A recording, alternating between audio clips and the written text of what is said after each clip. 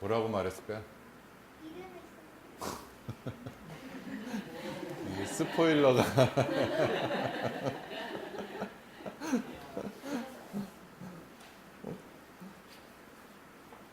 네. 자 이제 내 이름을 여기 써라 하는 얘기였습니다. 기억도 좋아갖고 자 한번 다시 보시죠. 이게 왜 논술교재로 적합한지 잘 이렇게 생각이 떠오르세요? 베티, 베티라고 하는 한 아이의 말하자면 실패 극복감인데 성공감이기도 하고 석세스 스토리 같은 게 되는 건데 왜 이게 선생님들에 의해서 저에 의해서 또는 많은 선생님들이 전문가들이 최고의 논술교재라고 하는데 동의를 했을까? 단순히 그림책인데 이 그림책이 말하고자 하는 바가 굉장히 많다는 것이죠. 물론 작가가 대한민국의 논술교재를 만들겠다고 활용하겠다고 해서 이 그림을 그리진 않았죠. 그래서 작품은 작가가 쓰지만 해석은 독자들이 하는 것이죠. 문학작품은 특히 더더욱 그렇고, 그래서 문학작품은 자기가 서명을 하는 순간서부터 제작자일 뿐이고 그것의 모든 소유는 사실상은 독자다. 독자가 어떻게 해석하냐에 따라서 작품이 얼마든지 달리 해석될 수 있는 존재이기 때문에 그런 말을 하는데요. 전체적으로 뭐 짧으니까 한 번 더 한번 보세요. 어떤 점들을 갖고 얘기할 수 있을까 하는 생각을 제가 설명드리기 전에 한 번 더 보시도록 하겠습니다.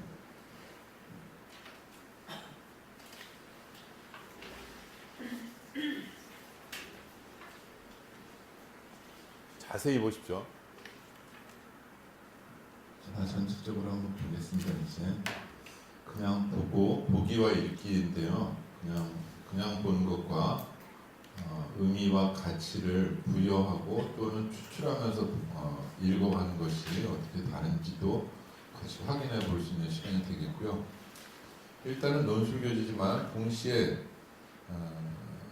여기에서 그리기를 쓰기로 바꿔서 한번 읽어보실 필요도 있죠.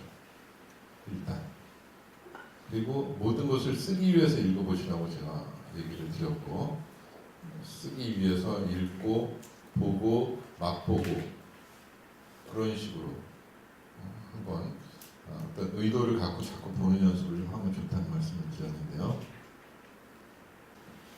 우선 점이라고 하는 것에 대해서 우리가 갖고 있는 생각이 있죠. 기존의 관념.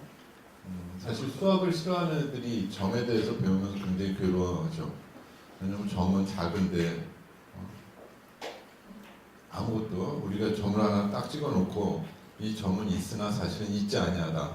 면적이 없고 다만 있다고 하는 것이다 하면서 눈에 보이는데도 사실은 보이지 않는 존재로 치거든요. 수학에서는. 자, 그러면 점에 대해서 또 아주 작고 검은색의 점을 떠올리는 것이죠. 근데 여기서 보면 대뜸 이만한 점이 나옵니다. 자, 미술 시간은 벌써 끝났지만 이걸 바꿔서 읽어보라는 거죠. 작문 시간, 글쓰기 시간은 벌써 끝났지만 베티는 꼼짝도 하지 않고 의자에 앉아 있었어요. 원고지는 그대로였어요. 그런 식으로 바꿔서 읽어보는 겁니다. 자꾸 선생님들의 일과 연관에 실어서 또 계속 바꿔서 이렇게 읽어보실 필요가 있다는 겁니다. 디자인은 혁명이다. 디자인은 고객 만족이다. 디자인은 뭐 교육이다. 뭐 이런 식의 얘기들이 그런 게 쭉 쓰여진 책이 있거든요. 그걸 다 교육으로 바꿔서 읽어도 다 말이 됐어요. 디자인은 감동이다. 그런 식으로. 그러니까 자꾸 저는 이런 것들 보면서 교육, 뭐 사람 이런 식으로 키워드들을 자꾸 바꿔서 읽는 그런 방식을 많이 씁니다. 선생님들께도 권해드리고 싶습니다. 선생님들 뭐 시험으로 넣어서 읽어보신다든지 다 이런 식으로. 미술 선생님이 한참 동안 하얀 도화지를 들여다보시며 말씀을 하셨습니다. 아무것도 안 그리는 걸 보시면서 눈보라 속에 있는 북극곰을 그렸네 그러셨어요. 사실 아무것도 없잖아요. 눈에 보이지 않는데 불구하고 베티한테 그렸다고 하니까 베티는 놀리지 마세요. 전 아무것도 못 그리겠어요. 하고 베티가 화를 내고 있는 장면이죠. 둘의 시각이 다른 것이죠. 이 시각의 어떤 시선의 높이 차이만큼이나 시각의 깊이가 다른 게 사실 베티에게서 무엇인가 재능을 읽은 것이죠. 그래서 보이지 않는 눈볼, 하얀 눈보라 속에 있는 하얀 북극곰을 그렸다고 마음의 눈으로 이 학생의 가능성을 또 지금 실제를 인정해주는 선생님의 어떤 눈이 있고, 이 아이의 육체적인 눈은 자기가 못 그렸는데, 지금 당장 아무것도 못 그렸는데 왜 날들어 이런 식으로 얘기하고 민감하게 반응을 하고 있죠. 선생님은 빙그레 웃으십니다. 어떤 것이라도 좋으니까 한번 시작해봐라 하는 것이죠. 그냥 네가 하고 싶은 대로 해봐. 섣불리 넌 할 수 있어 하고 얘기하지 않아요. 그냥 하고 싶은 대로 해봐 하는 겁니다.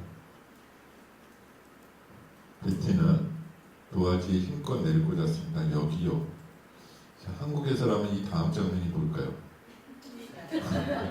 너 나와. 가정에서 어떻게 교육을 받았어? 싸가지 없게 뭐 이런 식의 얘기들이 쭉 나올 겁니다. 또 실제로 이러한 행동을 하는 것은 결코 바람직한 행동은 아니죠.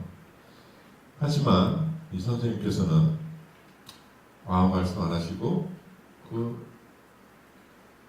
함부로 내리꽂혀서 찍은 그 아주 불경스러운 점을 한참을 보십니다.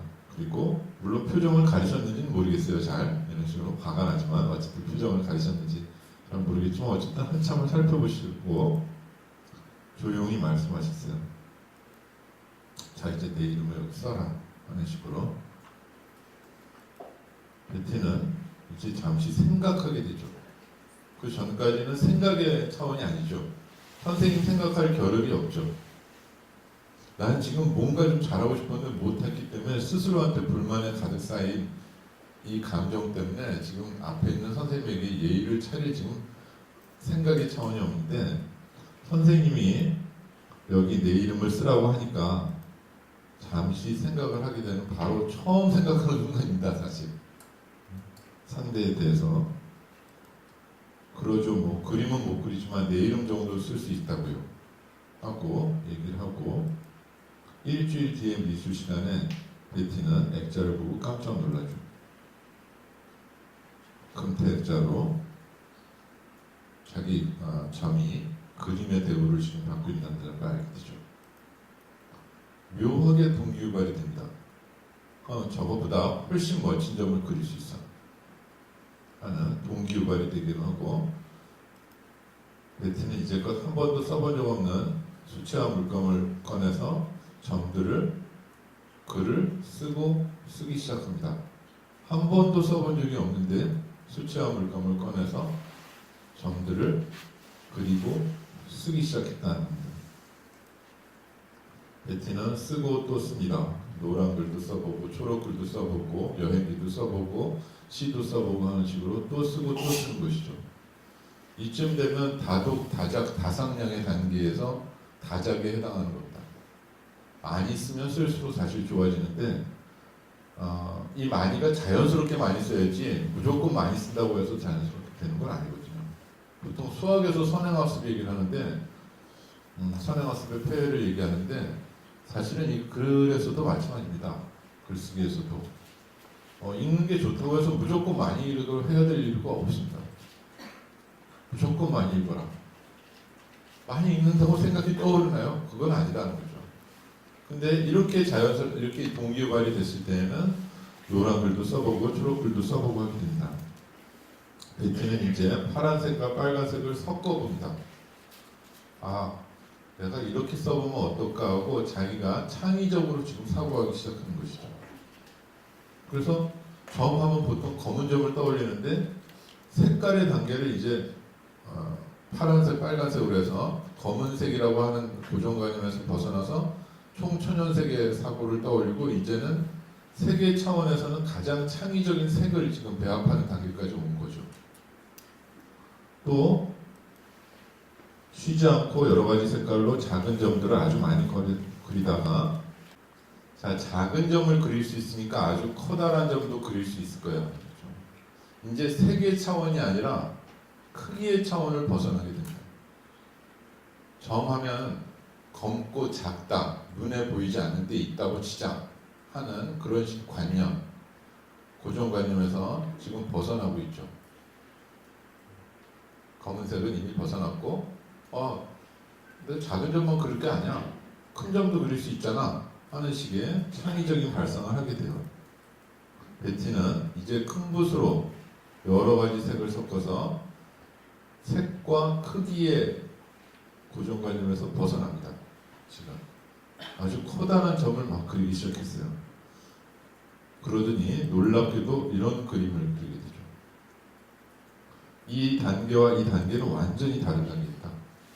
여기까지의 단계는 큰 붓과 여러 가지 색을 섞어서 커다란 점을 그리는 게 전에 말씀드렸던 수렴적인 창의성입니다.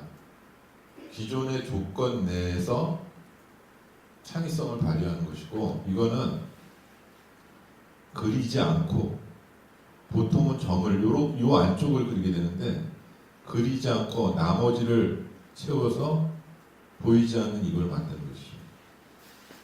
그리지 않고 그린 경우에 해당한다는 겁니다.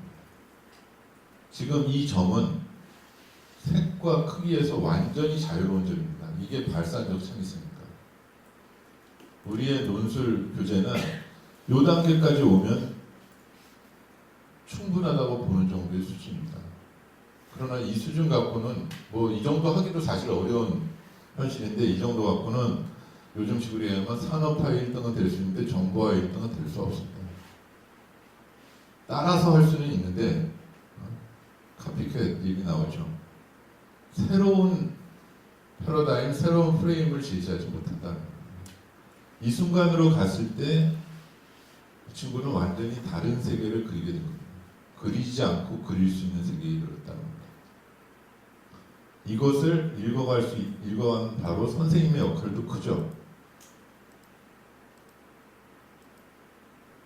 아무것도 보이지 않는데, 그러니까 5번인가? 아무것도 보이지 않는 이것에서 아까 그리지 않고도 그리는 이 여백의 이 그림을 떠올릴 수 있었다는 거죠, 이 선생님은. 이 선생님은 이 이후에 여기를 제외하고는 그냥 사라집니다. 선생님의 역할은 여기까지였어요. 한참을 살펴보고 내 이름을 수렴하고 여기까지 걸어주는 정도의 역할이고, 그 이후에는, 이 장면 이후에는 나오진 않습니다, 이 선생님. 베티가 스스로 생각하고 스스로 이런 경지를 창출해내는데 바로 이 순간 정말 위대한 순간이죠. 이럴 때 아이들은 자신의 재능과 적성, 흥미를 통해서 관심을 기울여서 몰두를 하고 새로운 세계를 저절로 만들어내는 것이다. 그런데 우리는 자꾸 다 가르쳐주죠. 그래서 이런 단계로 가지 못하게 만든다는 겁니다. 안 가르치면 이게 오히려 나을 때가 있다는 거죠. 근데 우리는 너무 다 가르쳐줘서 지금의 뭐 수능의 국어 영역이거나 국어 시험이거나 아니면 웬만한 지금까지 여러분들이 보고 풀으셨던 많은 그 국어 관련이거나 아니면 독서들은 사실상 독해죠, 독해. 지문을 읽고 이 지문에서 언급하지 않은 걸 고르라든지, 이 지문에서 언급한 내용 중 가장 바람직한 거 뭐 이런 걸 골라라 하는 정도이기 때문에 지문 내에서 이미 답은 있는데 그 중에서 그 답이 맞냐 안 맞냐는 일치 여부를 따지는 문제에 불과했다는 겁니다. 그러면서 독서의 어떤 중요성은 창의력에 있다고 하고 상상력에 있다고 하는데, 지금 위의 지문을 읽고 물음에 답하시오 해서 고르는 객관식 문제, 그런 창의력과 상상력이 어디냐? 그건 독서가 아니에요. 독서의 극히 일부분이 독해 정도에 불과한 겁니다. 그리고 그 독해는 철저히 출제자의 사고에서만 한정되어 있는 것에 불과하지, 실제로 작가가 의도한 바와 또 거리가 멀고 또 다른 또 해석을 하고 감상할 수 있는 여지를 다 봉쇄하는, 오로지 출제자 직감, 자기가 생각해서 이런 것이 있다고 생각하고 제시하는 그 답안에 아이들이 맞춰가는 거라고요. 그렇기 때문에 너무 그것을 아주 잘 봤다고 하는 것 자체도 문제일 수가 있어요. 지금 수능 뭐 만점 이렇게 나오는데 뭐 대단하죠. 실수조차 없는 경우죠. 그러나 그것 때문에 더 위험할 수도 있는 겁니다. 기존의 프레임에 철저히 맞춰져 있다는 거죠. 2단계까지 갈 수 있는지 없는지 본인들도 굉장히 괴로워하는 겁니다. 이제 대학에 가면 이런 단계를 보여주는 사람들이 나오게 되는 거죠. 지금까지는 이런 정도만 해도 충분했다니까요. 한국에서는 적어도 한국이라는 우물 안에서는 이 정도만 하더라도 잘한다고 보는 겁니다. 여기까지 나간 경우가 별로 없다. 아까 제가 싸이 얘기를 잠깐 드렸지만 싸이가 자기의 그 강남스타일이라는 것을 유튜브라고 하는 프레임에 올려놓는 순간에 싸이는 알지도 못하는 사이에 세계적인 스타가 되어버린 거죠.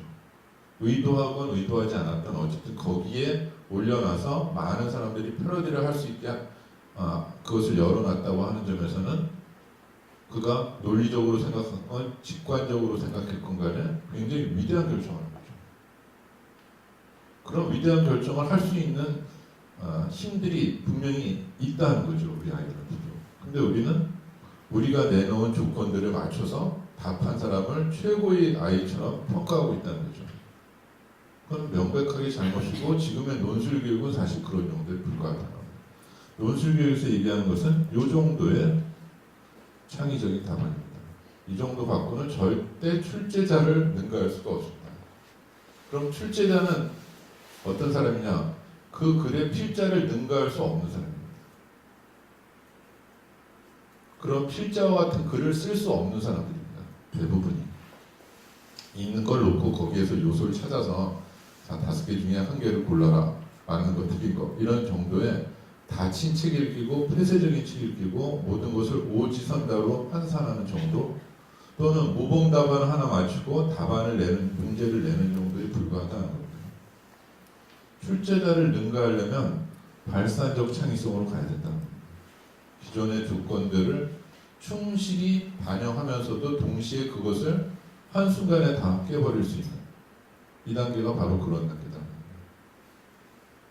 이 발산적 창의성을 우리는 어떻게 가르칠 것이냐. 지금의 수능이나 논술 교육까지가 안 되는 것이죠. 얼마 후 학교에서 미술 전시회가 열렸습니다. 학교가 하는 일은 이런 역할을 하는 것이죠. 학생이 어떤 재능을 보였을 때 그것을 키워주는 것이 학교가 되는 것이죠. 근데 우리는 아이들의 재능을 깎습니다. 너는 왜 이거밖에 못 그랬어. 그리고 아마 이걸 또 학생들이 그렸으면 여기서 1, 2, 3등을 쭉 다 걸었을걸요. 아, 이건 발산적 창의성이니까 1등, 이건 2등, 또 3등 이런 식으로 또 서열을 매겼을 겁니다. 발산적 창의성의 개념에 어긋나게 또 이게 발산적 창의성이니까 1등 하는 식으로 또 했을 거라고요. 어느 누구한테는 이 점이 최고의 점일 수도 있다니까요. 아까 해민서에 대한 얘기, 아까 이영애 씨에 대한 그 평가처럼 어느 순간에 아이한테는 아까 이렇게 점 하나 콱 찍은 그 점, 그게 이것에 뿌리고 이거보다 더 중요한 그림일 수도 있다는 겁니다. 즉 발산적 창의성의 그림으로 결과만 놓고 보자면 이게 최고지만 베티의 삶을 바꿔준 건 팍 찍어낸 그 감정에 치우친 바로 그 점이었다는 것이죠. 그 점이 이 점의 아버지고 어머니가 됐던 겁니다. 그러니까 이 점을 놓고서도 이제 우리는 이런 글을 쓰게 해야지 하고 얘기할 것만도 아니다는 것이죠. 제가 이것을 강조하면서 다시 이것을 부정하는 얘기를 또 드리는 겁니다. 계속 부정의 부정을 통한 긍정으로 가야 된다는 것이죠. 근데 보통 부정을 하게 되면 비판하게 되면 왜 비난을 하게 되냐 하는 건데 그런 식으로 사고를 갖다 제약하는 사람들이 있는데 그건 지탄받아 마땅해야 될 사람들이죠. 사상의 자유를 얘기하면서 다른 사람들이 어떤 생각을 펼쳐갈 때 그것을 막는 행동은 어떠한 식으로도 그것은 지탄받아야 되는 행동이 되고 그게 보장되지 않으면 사실 민주공화국이 아니죠. 위대한 영도자가 무슨 솔방울을 수류탄으로 만든다고 하는 저 북쪽의 지도자가 자기가 말하는 대로 그 영역 안에서만 모든 사람들이 사고하게 만드는 걸 그걸 우리가 민주공화국이라고 안 하잖아요. 사고의 자유라고 하는 것을 인정하는 순간에 여러 가지 어떤 창의적인 세상이 열리고 그것이 바로 우리의 어떤 바람직한 세상이 될 텐데 그런 거 없이 그냥 막 넌 여기까지, 넌 여기까지 하는 식으로 줄을 세우기 바쁘다는 것입니다. 자, 누나 정말 굉장해. 나도 누나처럼 잘 그렸으면 좋겠어. 예, 그래서 저는 학교 나오는 애들이 참 대견스럽습니다. 아침부터 자도. 왜냐면 제가 고3 담임을 했을 때 한 학생이 그랬습니다. 여름방학 때는 보충 수업 좀 안 했으면 좋겠다고. 그래서 왜 그러냐 그랬더니 첫 시간서부터 선생님 전 다 외국어 시간이에요. 제2외국어, 제3외국어, 제4외국어래요. 그래서 자기는 자고 있을 뿐인데 방학 때까지 그런 외국어를 공부하고 싶진 않다. 그런 식으로 얘기해서 제가 보충 수업을 빼게 한 적이 있습니다. 정말 착한 아이였는데 아침부터 계속 잤습니다. 그래서 학교가 제대로 그 아이를 끼우지 못했다는 생각이 드는 것이죠. 그가 갖고 있었던 어떤 재능, 적성, 흥미를 끌어줬어야 되는데 그런 걸 못 해줬던 겁니다. 부끄러운 얘기죠. 자, 너도 할 수 있어. 베티가 말했고 내가 아니야. 난 정말 못 그려 그랬어요. 자를 대고도 선을 똑바로 못 그리는 걸. 자, 이 부분을 보세요. 너 할 수 있어. 그러니까 이 아이가 뭐라고 했냐면 난 못 그려.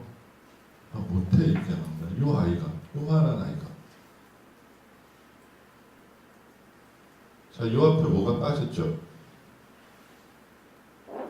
요 관계를 생각해 보세요. 못 그려 하는 것은 판단이고 주장이라면 이게 뭡니까? 왜냐하면 이 빠진 거죠. 근거 아닙니까 이게? 자를 대고도 선을 똑바로 못 그려 나는. 그러므로 나는 못 그린다고 할 수 있다. 그러니까 자를 대고 선을 똑바로 그릴 수 있으면 미술을 잘한다고 우리는 가르친 거예요. 우리만도 아니네요. 서양에서도. 선 하나 제대로 못 그리면 미술을 못한다고 하는 전제가 이 안에 숨어져 있는 거죠. 선을 제대로 정확하게 그러니까 우리가 그림 잘 그린다고 했을 때 보면은 정말 그대로 사진처럼 그리면 잘 그린다고 하는데 그거는 사실 극사실주의에 불과한 미술의 한 6파일 뿐인데 우리 머릿속에서는 야, 너 그림에 소질 있구나. 진짜 똑같이 그렸다. 그대로 복사기나 뭐 사진처럼 모방할 수 있는 재주를 가진 사람만을 미술에 재능 있는 사람이라고 우리가 정의하고 받아들이는 순간에 나머지의 재능 있는 미술에 재능 있는 아이들은 다 묻혀버린 거라고요. 다 쓰나미에 휩쓸려 간 거라고요. 그래서 여기 계신지도 몰라요.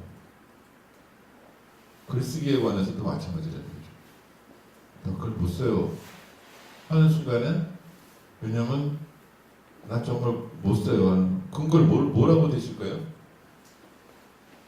난 글쓰기 잘 못해요. 왜냐하면 하고 말씀해보세요. 써본 적이 없어서. 써본 적이 없다면 이해되는 얘기죠. 써보면 되니까. 지금 우리만이 아니라 기성세대는 새로운 세대들한테 넌 정말 그림 못 그린다. 왜? 자대고도 선을 똑바로 못 그려? 심지어 자를 대고도 선을 똑바로 못 그리는 아이도 있어요. 그래도 미술에 재능이 있는 아이도 있다 이런 얘기입니다. 근데 우리는 선을 똑바로 그려야 미술을 잘한다고 생각하거나 근데 너는 심지어 자를 대고도 선을 똑바로 못 그리니까 너 미술에 재능이 없다는 식으로 아이들을 억압하고 오히려 가능성을 말살해 왔을 수 있다는 거죠. 의도적이든 의도하지 않았다. 그래서 아이가 요만한 아이가 이런 식의 확신을 난 정말 못 그려. 난 못 그리는 것 같아도 아니에요.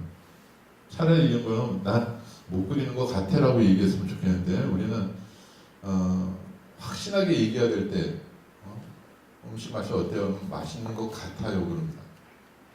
같다라는 말을 거기 어디 있습니까? 맛있다 맛없다 하면 별로 맛 없다든지 맛있다든지 하면 되는 것인데 맛있는 것 같아요. 잘못하다가는 여기 있는 분이 제 어머니인 것 같아요 이렇게 말할 수도 있어요. 재밌는 것 같아요. 아니 재미있으면 재미있는데 그 재밌다는 판단조차도 확신을 못해요. 그리고 부정적인 거는 아이들 말로 레알, 확신해요. 이런 식으로 어느 틈에 난 정말 못 그려 그런다고요. 확신하지 말아야 될 것은 너무나도 맹목적으로 믿게 만들고 있고 너무나 엉뚱한 이 근거, 이게 주장인데 논리학으로는 뭐라고 그랬죠? 이게 전제, 이게 결론이거든요. 이 전제는 이 결론과 연관될 수 없는 추론입니다. 타당하지 못한 추론인데 이 타당하지 못한 추론을 이 아이에게 심어준 것은 기성세대 된다는 것이죠. 다행인 것은, 어쩌면 다행인 것은 이것이 우리나라의 그림책이 아니라는 점에서 외국도 마찬가지인가 보다 하고 그냥 꼭 우리 잘못만은 아니고 우리가 가해자인지 피해자인지 잘 지금 모르겠다 하는 단계에 이르니까 좀 괜찮은 것 같긴 한데 어쨌든 이 아이에 입에서 이게 나오는데 굉장히 자연스럽다는 겁니다. 그리고 우리는 쉽사리 너무나 판단을 타당하지 못한 추론을 가지고서 너무 판단을 남발하면서 아이들의 가능성을 말살시켰다. 그래서 제가 전에 말씀드린 대로 가을에 피는 꽃인데 봄에 피지 않았다고 너는 꽃도 아니고 너는 무능하고 너는 게으르고 국화야 너는 왜 봄에 피지 않니? 너는 꽃도 아니구나. 이런 모자란 놈, 쓸모없는 놈 하고 국화를 못 알아보는 우리 자신의 문제를 그 아이한테 전가시킨 거 아닌가? 그런 경우는 없는가? 우리 주변에 또는 뭐 우리 아이들에게 그런 생각을 해보는 것이죠. 자, 최소한 이것이 지금 논증의 잘못된 논증의 하나가 됩니다. 전제, 결론의 관계고 이것이 서로 연관되는 걸 추론이라고 하고 추론, 전제와 결론, 추론의 이렇게 한 세트를 논증이라고 한다고 말씀드린 바 있습니다. 이 논증은 타당하지 못한 논증입니다. 나는 정말 글을 못 써. 왜냐면 오늘이 24시간이니까 뭐 이런 식으로 말하는 것처럼 어처구니 없는 타당하지 못한 추론인데 우리는 굉장히 자연스럽게 이것을 타당한 추론인 것처럼 오해하고 확신하는 그런 지금 분위기 속에 살고 있다는 거죠. 대량 마취되어 있거나 너무나 둔감해 있는 사회에 살고 있다는 겁니다. 그렇기 때문에 다시 한번 과연 그러한가라는 비판적 사고를 해볼 필요가 있고 문제의식을 던져볼 필요가 있고 미술의 정의가 뭔데 이런 식의 얘기를 할 수 있냐, 정의를 따져볼 필요가 있다는 것이죠. 교육은 뭐냐 하는 것이죠. 또 자, 한번 그려봐 하고 얘기를 하게 되고 선을 긋는 아이의 연필은 흔들립니다. 만약에 여기 연필이 흔들리지 않고 갑자기 얘가 선을 잘 긋는다든지 뭐 이러면 헐리우드 영화처럼 뻥튀기 되는 그런 장면이 되겠죠. 영웅 스토리를 변모하겠지만 당연히 선을 긋는 아이의 연필이 흔들리는데 베티는 그 아이가 그린 삐뚤삐뚤한 선을 보면서 말하는 것이죠. 자, 여기 내 이름을 쓰려고 하는 순간 베티는 어떻게 된 거죠? 이 순간에? 선생님이 된 거죠. 어떻게 다 알아? 선생님이 되신 거예요. 이게 사실은 선생님과 기성세대의 즐거움이기도 하죠.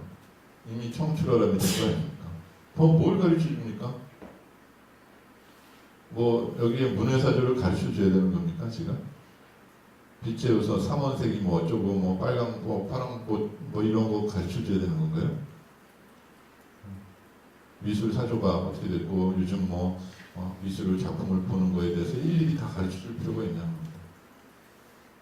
바로 이렇게 자기가 스스로 작은 점을 안에서 큰 점도 그려보고 다양한 색깔을 쓸 수 있고 자기가 그리지 않고도 그리는 바깥을 채우면서 비어있는 공간을 하나의 점으로서 점에 대한 새로운 정의를 제시할 수 있는 아이를 키운다면 이걸로 충분한 거 아니냐. 묘한 생각이 드는 거죠. 이렇게 우리 아이들을 이런 베티로 키우고 싶다는 생각한 게 내가 이런 베티가 되면 얼마나 좋을까. 왜 나는 베티처럼 못 살았을까? 왜 나한테 이런 선생님이 없으셨을까? 하는데 두 가지 다 되실 수 있는 지금 상황에 와 계신 거죠. 베티가 되실 수도 있고 베티의 선생님이 되실 수 있는 지금 두 가지가 아직도 충분히 열려져 있는 것이죠. 지금. 그럴 만한 인생의 경험도 쌓으셨고 뭐 최종 시한부 선고를 받으시는 것도 아니시죠? 아직도 가능성은 풍부히 열려 있습니다.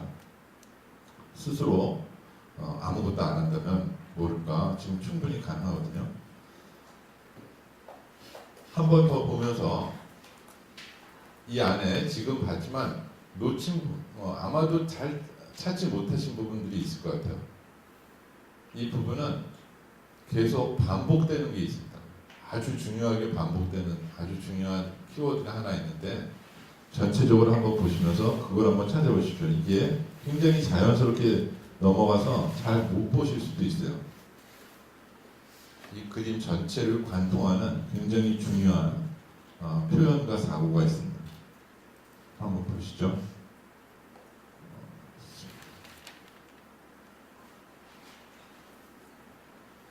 자, 뭘까요? 한참이에요. 최선화 선생님 금방 맞히셨네. 한참입니다. 한참. 네? 한참. 자, 보세요. 한참 바라보더니 하고 나오는데 빨간색으로 이렇게 표시까지 했는데 답이 금방 나와서 지금 생각의 기회를 좀 놓치셨을 수도 있는데 죄송할 건 없죠.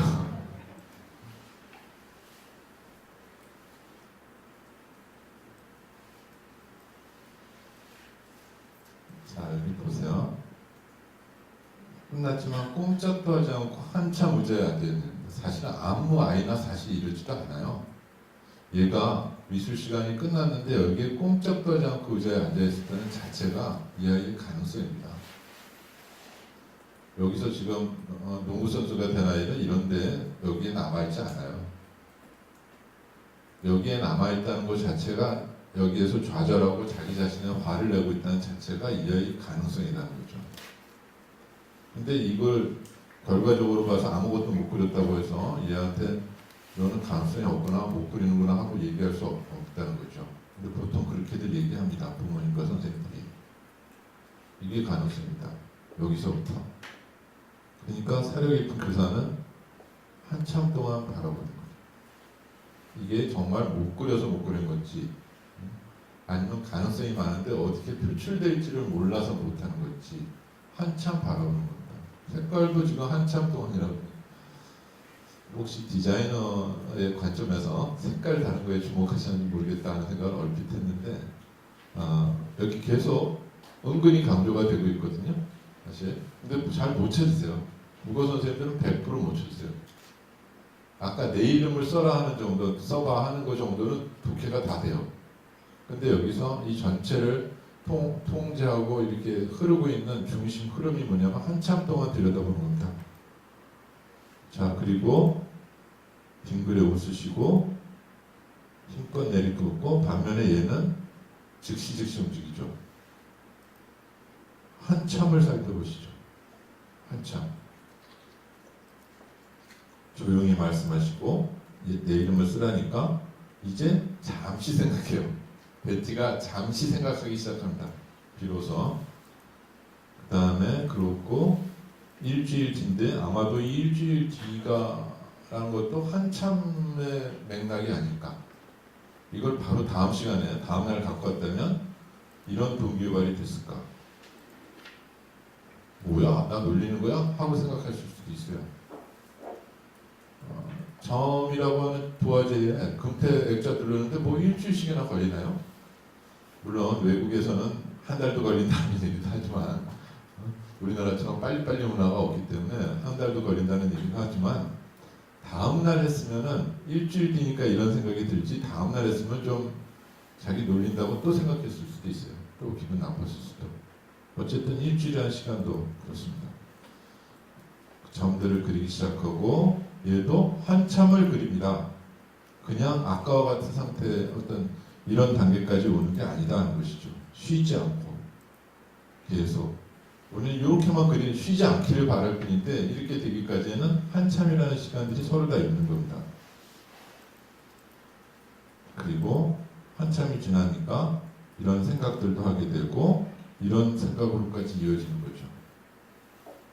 섣불리 성과를 요구하지 않아도 어느 순간이 되면 이런 한참 성숙하게 된다는 거죠. 저절로. 아이들은 스스로 자란다라는 책이 있는데요. 제 은사님이 쓰신 책 중에 하나인데 아이들은 스스로 자란다. 예, 절반 이상은 스스로 자란다고 봅니다. 그 다음에 누나 정말 굉장해 하고 있고 너도 할 수 있어 그려봐. 그리고 한참 바라보고 있죠. 너 한참 바라봐야 돼 하고 선생님이 가르치지 않았지만 그 선생님한테 배운 베티는 자기도 모르게 한참 바라보는 그런 수준이 와 있고 그 다음 여기 내 이름을 쓰려고 하는 식으로 됐던 겁니다. 한참 기다려주고 한참 노력해주고 한참 이해하고 품어줄 수 있어야 된다는 것입니다. 근데 우리는 지금 한참을 기다리지 않아요. 당장, 지금 당장 뭔가 성과를 나와야 되고 그렇지 않으면 내 아이는 물론이고 나도 글을 못 쓰고 영원히 나는 책을 못 쓰고 어렵고 왜 이렇게 짜증나냐 왜 안 나가냐 앞으로 어떻게 할 거냐 이런 식으로 자꾸 안 되는 쪽으로 나는 글을 못 써. 오늘 이 시간이 선생님들께서 새로운 이제 베티의 부모님, 선생님 또는 베티가 되는 시간이 됐으면 좋겠습니다. 잠깐 쉬시고요. 이제는 또 그러한 길로 가는 방법 중에 한 가지를 말씀드리고자 합니다. 잠시 쉬시겠습니다.